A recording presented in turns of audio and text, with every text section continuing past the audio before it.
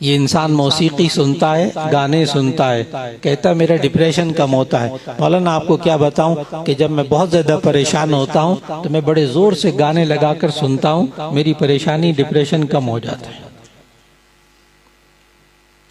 اور کچھ لوگ اور بھی ہوتے ہیں بیچارے جو ذرا آگے بڑھ جاتے ہیں، وہ کہتے ہیں موسیقی روح کی غذا ہے۔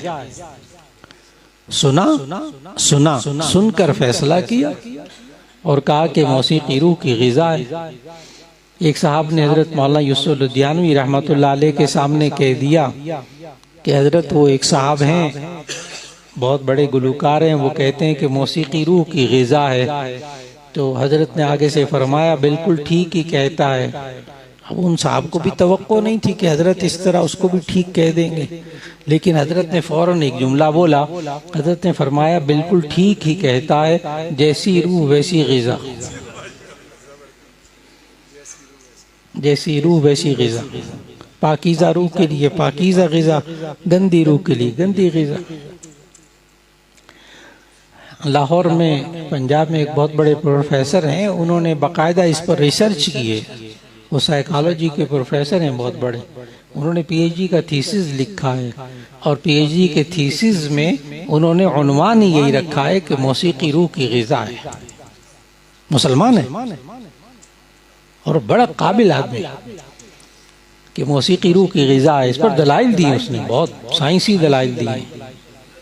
تو ایک صاحب مجھے کہنے لگے کہ کالج یونیورسٹی میں پڑھاتا تھا، تو وہ کہنے لگے پروفیسر صاحب، حافظ صاحب وہ آپ سے ملاقات کرنا چاہتے ہیں، تو کس روز آ جائیں؟ میں نے کہا کسی روز آ جائیں، فلاں وقت فارغ ہوتا ہے۔ تو کہنے لگے بس تھوڑی سی تیاری کر لیجئے گا مولانا، کیونکہ وہ بڑی ریسرچ کی ہے اس نے اس موضوع پر کہ موسیقی روح کی غذا ہے۔ میں نے کہا کوئی بات نہیں، آنے دیجئے ان کو۔ تشریف لے آئے، بیٹھے، چائے وائے پی۔ میں نے کہا سنا ہے آپ نے بڑی ریسرچ کی ہے، آپ کا موضوع کیا تھا؟ میں انہی کے منہ سے سننا چاہتا تھا۔ میں نے کہا آپ کا ٹاپک کیا ہے، موضوع کیا تھا؟ کہنے لگے میرا موضوع تھا کہ موسیقی روح کی غذا ہے۔ میں نے کہا کمال کر دیا آپ نے ریسرچ کر کے۔ بڑی ان کو شاباش دی۔ جب وہ بڑے خوش ہو گئے، پھر اس کے بعد میں نے عرض کیا، میں نے کہا یہ جو آپ نے ٹائٹل پر لکھا نا موسیقی روح کی غذا ہے، بس مجھے اتنا بتا دیجئے کہ لفظ روح آپ کو کہاں سے معلوم ہوا ہے؟ یہ لفظ روح آپ کو کس نے بتایا؟ پھر میں شروع ہو گیا۔ میں نے کہا یہ کیمسٹری کے اندر، علم کیمیا میں آتا ہوگا۔ کہنے لگے نہیں وہاں نہیں ہے۔ میں نے کہا پھر علم طبعیات میں، فزکس میں آتا ہوگا۔ کہنے لگے نہیں وہاں بھی اس کسی کتاب میں لفظ روح نہیں ہے۔ میں نے کہا پھر یہ بیالوجی میں آتا ہوگا، علم حیاتیات میں آتا ہوگا۔ کہنے لگے وہاں بھی نہیں ہے۔ میں نے کہا پھر زوالوجی میں آتا ہوگا، علم حیوانیات میں آتا ہوگا۔ کہنے لگے وہاں بھی نہیں ہے۔ میں نے کہا پھر وہ جو ایم بی بی ایس میں ڈاکٹروں کو پڑھاتے ہیں نا اناٹمی، علم تشریح الاعضاء، تو میں نے کہا اس کے اندر ہوگا۔ کہنے لگے نہیں اس کے اندر بھی نہیں ہے۔ میں نے کہا پھر ڈاکٹروں کو ایم بی بی ایس کو پڑھاتے ہیں فزیالوجی، علم منافع الاعضاء، تو اس کے اندر ہوگا روح کا لفظ۔ کہنے لگے وہاں بھی نہیں ہے۔ یہ بھی میں بہت مختصر کر رہا ہوں۔ تو بات جب لمبی ہو گئی تو جب وہ کہنے لگے وہاں بھی نہیں ہے، وہاں بھی نہیں ہے، تو پھر میں نے عرض کیا، میں نے کہا میں آپ کو بتاؤں کہ آپ کو لفظ روح کہاں سے معلوم ہوا ہے؟ کہنے لگے بتائیے۔ میں نے کہا وحی الہی سے، وحی الہی سے، قرآن سے، اور تو کوئی کتاب ہے ہی نہیں جس میں لفظ روح موجود ہو۔ تو میں نے کہا جس وحی الہی نے روح کے بارے میں آپ کو بتایا ہے، اسی وحی الہی سے پوچھ لیتے کہ روح کی غذا کیا ہے۔ الا بذکر اللہ تطمئن القلوب، الا بذکر اللہ تطمئن القلوب، آگاہ رہو اللہ کے ذکر سے دلوں کو اطمینان ہوتا ہے۔ اس کے بعد صرف ایک ہی جملہ تھا۔ حافظ صاحب کہتے تھے مجھے، کہنے لگا حافظ صاحب واقعی سوچ میں غلطی ہو گئی، سوچ میں غلطی ہو گئی۔ لفظ روح بھی ہمیں کس نے بتایا ہے؟ قرآن نے بتایا۔ تو کبھی کبھی سننے میں غلطی ہو جاتی ہے، سنتا ہے انسان، فیصلہ کرتا ہے درست ہے، لیکن اس غلطی کی اصلاح ممکن ہے صرف کس سے؟ وحی الہی سے۔ ورنہ وحی الہی سے ہمیں معلوم ہوتا ہے کہ یہ جب انسان گانا سنتا ہے تو اس کو بڑا مزہ آتا ہے، اس لیے کہ موبائل کی دنیا ہے، آج بچنا بہت مشکل ہو گیا، تو حدیث سامنے رکھنی ہوگی جو ہمارے تمام طلباء علماء کو معلوم کہ الغناء ينبت النفاق في القلب كما ينبت الماء الزرع او كما قال علیہ الصلوۃ والسلام کہ یہ گانا انسان کے دل کے اندر نفاق کو اس طرح اگاتا ہے جیسے کہ پانی کھیتی کو اگاتا ہے کہ آپ پانی دیں زمین کو، خود بخود پودے اگنے لگیں گے، بالکل اسی طرح گانے سنتے جائیے، خود بخود نفاق اگے گا، ایمان اتنا تھوڑا تھوڑا رخصت ہوگا، پھر نہ نماز کو دل کرے گا، نہ ماں باپ کا کہنا ماننے کو دل کرے گا، نہ نیک کام کرنے کو دل کرے گا، پھر گناہ میں جانے کو دل کرے گا۔ یہی نفاق کی نشانیاں ہوتی ہیں۔ وحی الہی میں ہمیں کیا بتاتے ہیں کہ کبھی کبھی ہم حواس سے فیصلہ کرتے ہیں اور وہ فیصلہ غلط ہوتا ہے، اور وہ صرف وحی الہی سے ممکن ہے۔ یہ انسان آنکھیں استعمال کرتا ہے، غیر محرم کو دیکھتا ہے، غیر محرم کو دیکھتا ہے، کہتا ہے بار بار دیکھو۔ اور میں نے تو جامعہ اشرفیہ میں جب پڑھاتا ہوں طلباء کو، ظاہر ہے وہ تو اس طرح کا سوال بھی نہیں کرتے، نہ جواب دیتے ہیں، لیکن کالج یونیورسٹیوں میں جب سوال کیا کہ بھئی تم کیوں غیر محرم کو دیکھتے ہو، گناہ کی بات ہے، تو آگے سے نوجوانوں نے خود میرے سامنے کہا کہ ہم اللہ کی قدرت کو دیکھتے ہیں کہ اللہ نے کیسے کیسے شاہکار پیدا کیے ہیں۔ اب یہ آنکھوں سے دیکھ رہا، دیکھ کر غلط فیصلہ کر رہا۔ اب میں نے ان سے سوال کیا، ان طلباء سے، جوان طلباء سے، بڑے ذہین طلباء ہوتے ہیں، میں نے ان سے سوال کیا اچھا اگر آپ کی ہمشیرہ محترمہ آپ کے ساتھ جا رہی ہوں اور کوئی قدرت کے شاہکار کا معائنہ کرنا شروع کر دے تو آپ کا منہ لال کیوں ہوتا ہے؟ اب نوجوان کے پاس جواب نہیں تھا۔ اب آنکھیں دیکھ رہی ہیں لیکن غلط فیصلہ کر رہی ہیں، غلط فیصلہ کر رہی ہیں، کیونکہ وحی الہی کیا کہہ رہی ہے؟ قُل لِّلْمُؤْمِنِينَ يَغُضُّوا مِنْ أَبْصَارِهِمْ وَقُل لِّلْمُؤْمِنَاتِ يَغْضُضْنَ مِنْ أَبْصَارِهِنَّ۔ یہ انسان کی زبان بولتی ہے، کان سنتے ہیں، جب غیبت ہوتی ہے بڑا مزہ آتا ہے، اتنا مزہ آتا ہے کہ نیند نہیں آتی۔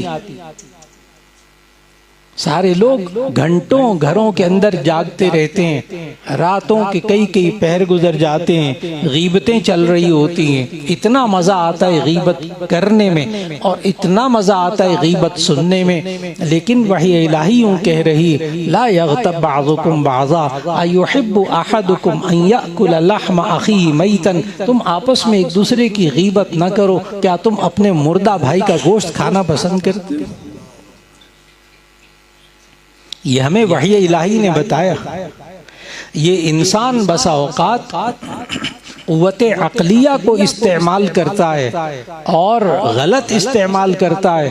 جیسے آپ کو بہت سے لوگ ملیں گے جو یوں کہیں گے مولانا اگر ہم ایک کتاب مارکیٹ سے پبلشر سے 100 روپے کی لے لیں اور طالب علم کو وہ 110 روپے کی کتاب بیچ دیں تو ہم نے کتنا نفع کمایا؟ 10 روپے۔ پبلشر سے کتاب لی 100 روپے کی، آگے طالب علم کو دکاندار نے بیچی کتنے کی؟ 110 کی، تو کتنے کمائے؟ 10 روپے۔ تو مولانا اگر میں کسی کو 100 روپیہ نقد دے دوں اور پھر اس سے کہوں کہ 6 مہینے کے بعد اس کو 110 روپے مجھے واپس دینا، تو آپ اس کو سود کہتے ہو، آپ اس کو حرام ربا کہتے ہو، حالانکہ ادھر بھی اس نے 10 روپے نفع کمایا، ادھر بھی 10 روپے نفع کمایا، تو اس نے عقل لڑائی، عقل لڑائی، اور یہ عقل کافروں نے بھی لڑائی۔ الذين يأكلون الربا لا يقومون إلا كما يقوم الذي يتخبط الشيطان من المس ذلك بأنهم قالوا إنما البيع مثل الربا۔ ان کفار نے بھی اس وقت یہی کہا تھا، عقل لڑا کے، انما البیع مثل الربا، کہ یہ بیع بھی تو سود کی طرح ہے، وہاں بھی 10 روپے کماتے ہیں، یہاں بھی 10 روپے کماتے ہیں۔ اللہ تعالیٰ نے آگے پتہ کیا کہا فوراً آیت میں؟ اللہ تعالیٰ نے حساب کتاب کی باریکیاں نہیں بتائیں، وہ عقل لڑاتے تھے، کہتے تھے انما البیع مثل الربا، یہ بیع بھی تو کس کی طرح ہوتی ہے؟ سود کی طرح ہوتی ہے۔ وہاں بھی 10 روپے کماتا ہے، یہاں بھی 10 روپے کماتا ہے، کیا فرق ہے بیچ میں؟ اللہ تعالیٰ نے پھر بینکنگ کی باریکیاں نہیں بتائیں، اللہ نے آگے کہا، فوراً آگے جب انہوں نے کہا انما البیع مثل الربا، اللہ نے آگے کہا احل اللہ البیع وحرم الربا، اللہ نے بیع کو حلال قرار دیا ہے اور ربا کو حرام قرار دیا ہے، بات ختم ہو گئی۔ یہاں بہت سے لوگ بیٹھے ہوئے ہیں جو بیچارے کبھی کبھی یہ زبان پر لے آتے ہیں، معاشرے میں آپ کو بہت سارے لوگ ملیں گے، وہ کہتے ہیں مولانا ربا، سود کی تعریف، اس کی ڈیفینیشن قرآن میں کیوں نہیں؟ ربا کی تعریف قرآن میں نہیں ہے، ربا کی ڈیفینیشن تعریف قرآن میں نہیں ہے۔ اچھا، یہ نبی صلی اللہ علیہ وسلم نے بتائی، وحی الہی ہے، حدیث بھی وحی الہی ہے۔ اچھا، بات ہوگی اس کی شروع میں، لیکن مفسرین نے یہ لکھا کہ اللہ نے یہاں بیع اور ربا میں فرق نہیں بتایا، ربا کی تعریف نہیں کی، یوں کہا کہ بیع اللہ نے حلال کر دی ہے اور سود کو حرام کر دیا ہے۔ یہاں مفسرین نے بڑے کمال کی بات لکھی، بڑی توجہ سے آسان کر کے بیان کروں گا۔ اگر آپ کے سامنے ایک سیب ہو اور ایک مالٹا ہو، ایک سیب ہو اور ایک مالٹا، دونوں گول گول، لیکن آپ میں سے کتنے لوگ ہیں جو کہ سیب کو مالٹا کہیں اور مالٹے کو سیب کہیں؟ کوئی بھی نہیں۔ کیوں؟ آپ کو سیب کا پتہ ہے کہ کیا ہوتا ہے، لہذا آپ اس کو سیب کہتے ہیں، اور مالٹے کا بھی آپ کو پتہ ہے، اس لیے آپ مالٹے کو مالٹا کہتے ہیں، کبھی سیب کو آپ مالٹا نہیں کہتے۔ سمجھ میں آئے؟ کیونکہ آپ کو دونوں چیزوں کے بارے میں پتہ ہے اچھی طرح۔ اب مفسرین کیا لکھتے ہیں؟ مفسرین یہ لکھتے ہیں کہ بیع اور ربا کا فرق، بیع سود، بیع بیچنا، خرید و فروخت کرنا، اور ربا سود، تو بیع اور ربا یعنی بیع اور سود میں اللہ نے فرق نہیں بتایا۔ اگر ربا کی تعریف کر دیتے تو کتنا اچھا ہوتا، کتنی بات واضح ہو جاتی۔ اس کا جواب مفسرین نے یہ لکھا کہ بیع اور ربا کے اندر، اور سے جملہ سنیے گا پھر میں اس کو تھوڑا سا واضح کروں گا، بیع اور ربا کے اندر فرق تو اس وقت کے کافروں کو بھی معلوم تھا، بیع اور ربا میں فرق اس وقت کے کافروں کو بھی معلوم تھا، تبھی تو انہوں نے بیع کو بیع کہا، ربا کو ربا کہا۔ اس لیے اللہ نے ربا کی تعریف قرآن میں بیان ہی نہیں کی۔ ایمان والوں کو پہلے سے پتا تھا اور کافروں کو بھی پتا تھا کہ بیع اور ربا میں فرق ہوتا ہے، ورنہ وہ کیوں کہتے ہیں انما البیع مثل الربا؟ وہ سیب اور مالٹے کی مثال ذہن میں رکھیے گا۔ اگر آپ کو پتا ہے کہ سیب سیب ہے اور مالٹا مالٹا ہے تو آپ کبھی مالٹے کو سیب نہیں کہیں گے، سیب کو مالٹا نہیں کہیں گے۔ انہوں نے جب ربا اور بیع کے لیے الگ الگ لفظ استعمال کیے ان کافروں نے، تو ان کافروں کے ذہن میں یہ بات موجود تھی کہ ربا کیا ہوتی ہے، بیع کیا ہوتی ہے۔ تو معلوم ہوا کہ ہمیں اس عقلی گمراہی سے بھی بچانے والی کون سی چیز ہے؟ وحی الہی۔ ہم حواس سے اور ہم عقل سے فیصلہ کرتے ہیں، کبھی کبھی غلطی ہوتی ہے، اور بڑی توجہ سے ذہن میں رکھیے گا کہ ہمیں وحی الہی سے اور کیا پتہ چلتا ہے۔ وحی الہی سے ہمیں دوسری بات پتہ چلتی ہے، اس کائنات کا پیدا ہونا، اس انسان کا پیدا ہونا، اس کائنات کا آغاز، یہ بھی ہمیں وحی الہی سے معلوم ہوتا ہے۔ جب درس آپ بار بار سنیں گے، تشریف رکھیں گے، اور جب سنتے ہیں انہیں معلوم ہے کہ اللہ نے انسان کی پیدائش کے بارے میں بھی بتایا، اور اللہ نے انسان کیا پوری کائنات کی پیدائش کے بارے میں ایک ایک بات بتائی وحی الہی کے اندر۔